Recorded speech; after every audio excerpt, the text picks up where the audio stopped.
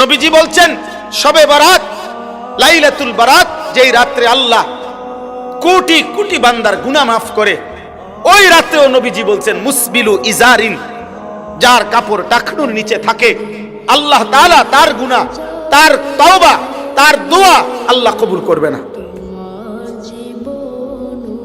আল্লাহ কবুল করবে। সাহাবায়ে কেরাম যখন বলতেন যে আমরা নবী সাল্লাল্লাহু আলাইহি সাল্লামের চেহারা মোবারকের দিকে যখন তাকাইতাম, তো আমাদের মনে হইতো আমরা যেন আল্লাহর কোরআন দুই ভাবে পড়ি। সাহাবারা কোরআন দুই ভাবে পড়তেন। কয় ভাবে?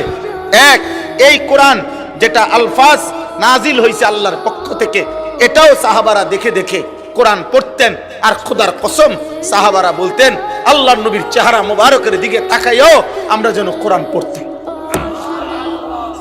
ওই চেহারাটাই ছিল যেন কোরআন, ওই চেহারা মোবারকে ছিল কোরআন। সেই পবিত্র চেহারা তো দাড়িওয়ালা ছিল,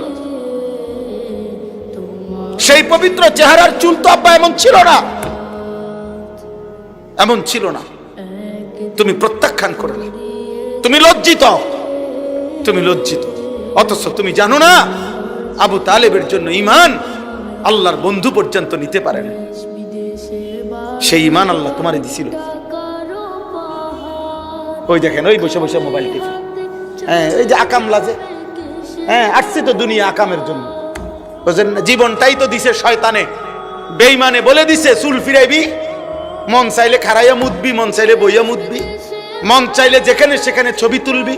কোনো ভদ্রতা, কোনো আখলাক, কোনো কারো নিষেধ তোর কিছু দরকার নেই। তোর মনে যা চায় তার নাম জীবন।